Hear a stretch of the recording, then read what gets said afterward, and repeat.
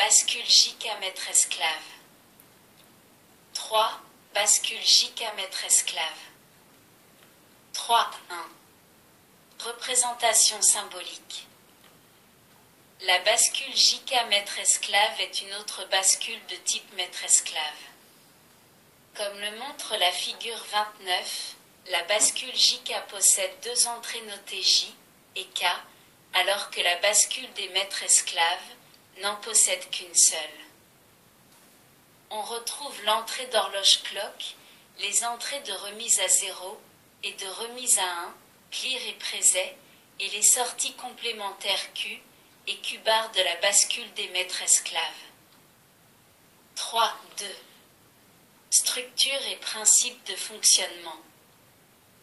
La bascule JK maître-esclave est élaborée à partir d'une bascule des maîtres-esclaves.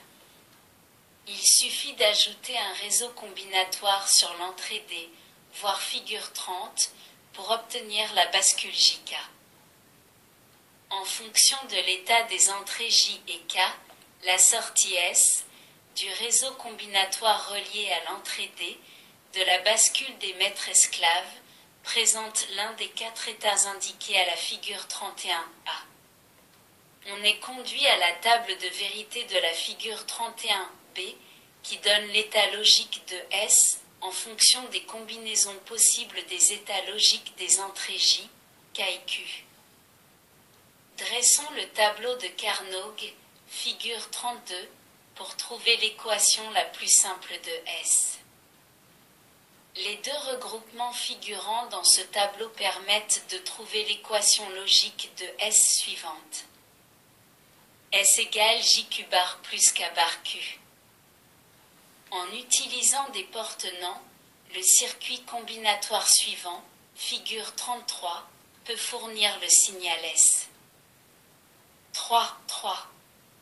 Examen des quatre modes de fonctionnement d'après la table de vérité de la figure 31A.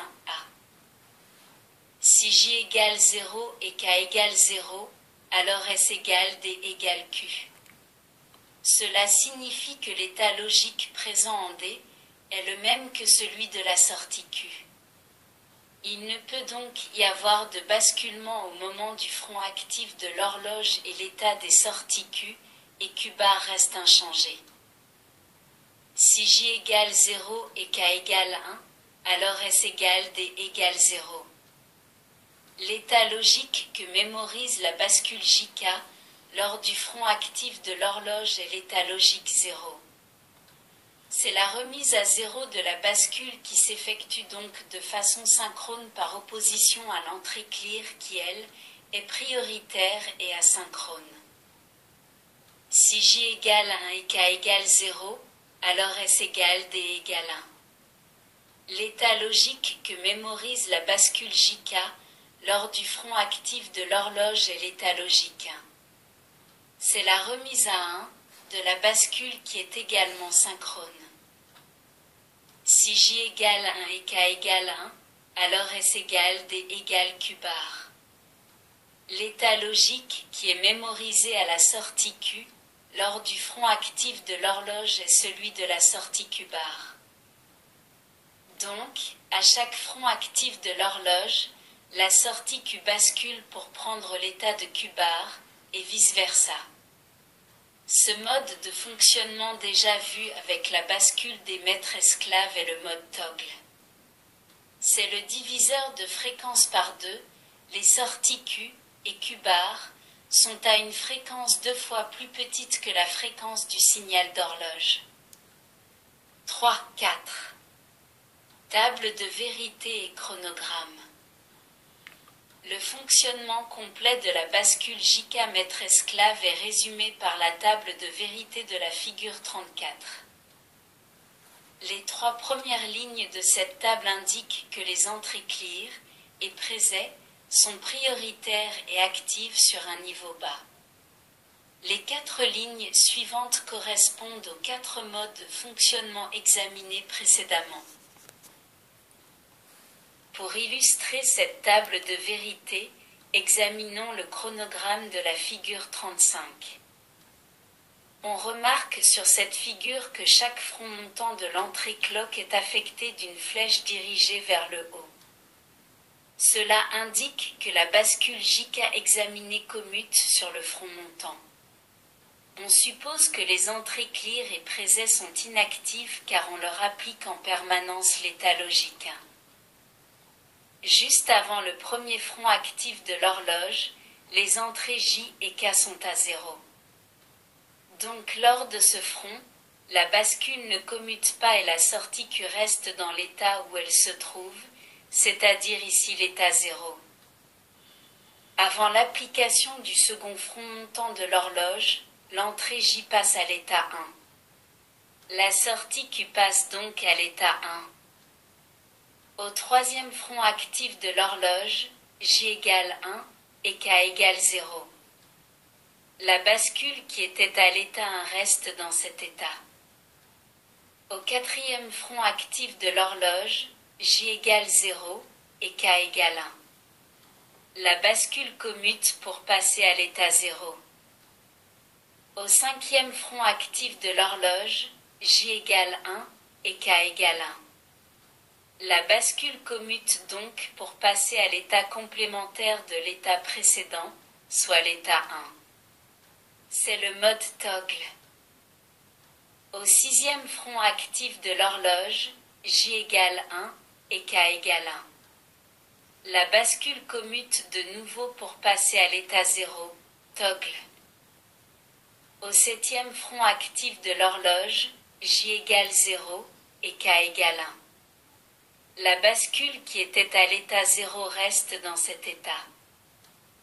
Au huitième front actif de l'horloge, J égale 0 et K égale 1. La bascule reste à l'état 0. Au neuvième front actif de l'horloge, J égale 1 et K égale 0.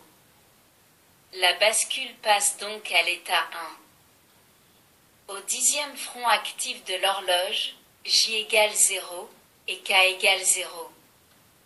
La bascule ne change pas d'état et reste donc à l'état 1. C'est la position mémoire. 3, 5. Différents types de bascule JK. Contrairement à la bascule JK décrite précédemment, une majorité de bascules JK sont sensibles au front descendant du signal d'horloge et non pas au front montant. On trouve aussi des bascules JK maître-esclave dont le transfert de la donnée s'effectue en deux temps. Sur le front montant de l'horloge, on mémorise la donnée dans le maître, puis celle-ci est transférée à la sortie de l'esclave sur le front descendant. Dans les tables de vérité de ces bascules, ce mode de fonctionnement est signalé dans la colonne affectée à l'entrée clock par le symbole pi. Comme dans le cas de la bascule D, les entrées présets et clear peuvent être actives à l'état 0 ou à l'état 1 selon la constitution interne de la bascule. Il existe également des bascules JK à entrées multiples. La figure 36 en représente une qui possède 6 entrées notées J1, J2, J3, K1, K2, K3. Le fonctionnement d'une telle bascule est analogue à celui d'une bascule JK classique. Il suffit de remplacer J et K par J égale J1 et J2 et J3. K égale K1 et K2 et K3. Ce type de bascule servait à réaliser des compteurs. Depuis que ceux-ci sont disponibles sous forme de circuits intégrés, les bascules JK à entrées multiples ne sont plus employées. 4. Paramètres dynamiques d'une bascule synchrone. Le constructeur définit un certain nombre de paramètres dynamiques que l'on doit respecter pour obtenir un fonctionnement correct du circuit utilisé. 4.1. Temps de prépositionnement, c'est uptime en anglais, d'une donnée sur une entrée dépendante de l'horloge. Le temps de prépositionnement est le temps minimal pendant lequel la donnée présente sur l'entrée doit rester stable avant le front actif du signal d'horloge pour que celle-ci soit reconnue. Si ce temps n'est pas respecté, la donnée ne sera pas prise en compte par le circuit. La figure 37 illustre le temps de prépositionnement, setup, lorsque la donnée à mémoriser est au niveau L. V référence correspond à la tension de basculement des portes du circuit. V référence égale 1,5 V en technologie TTL standard. V référence égale 1,3 V en technologie TTL LS. V référence égale VDD divisé par 2 en technologie CMOS, VDD étant la tension d'alimentation du circuit. La figure 38 illustre le temps de prépositionnement lorsque la donnée à mémoriser est au niveau H. Les deux chronogrammes des figures 37 et 38 sont souvent réunis en un seul dans les catalogues de constructeurs, comme le montre la figure 39.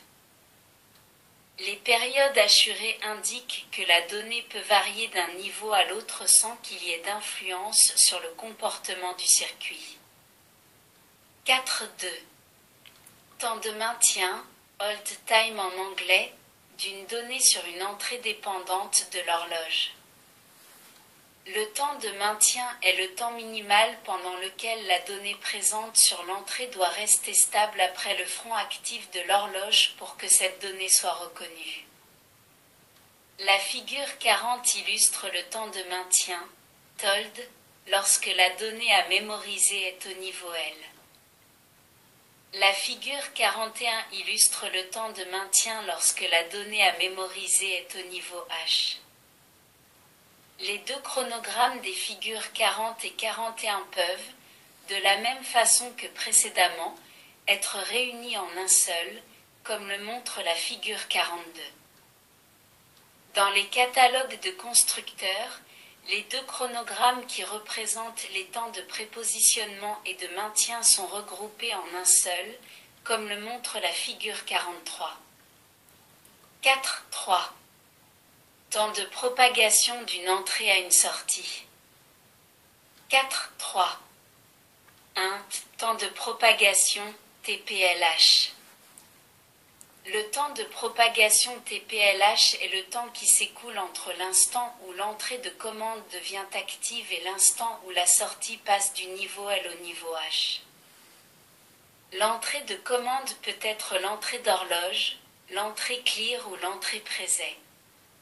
Ce temps noté TPLH est spécifié pour une entrée donnée, clock, clear ou préset, et une sortie donnée, Q ou Q-bar. En pratique, ce temps correspond au retard apporté par les portes internes du circuit. La figure 44 illustre le temps TPLH. 4.3. 2.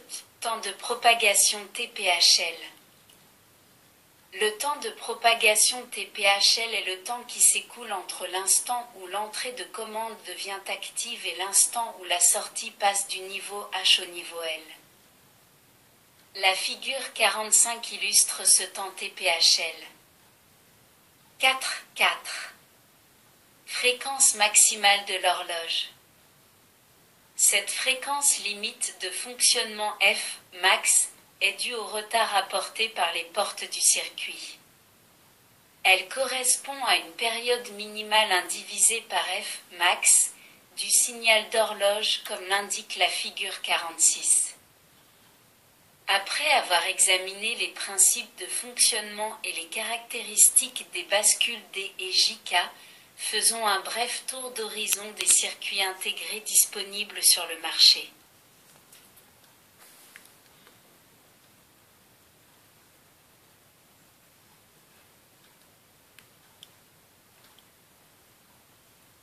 Merci de votre écoute.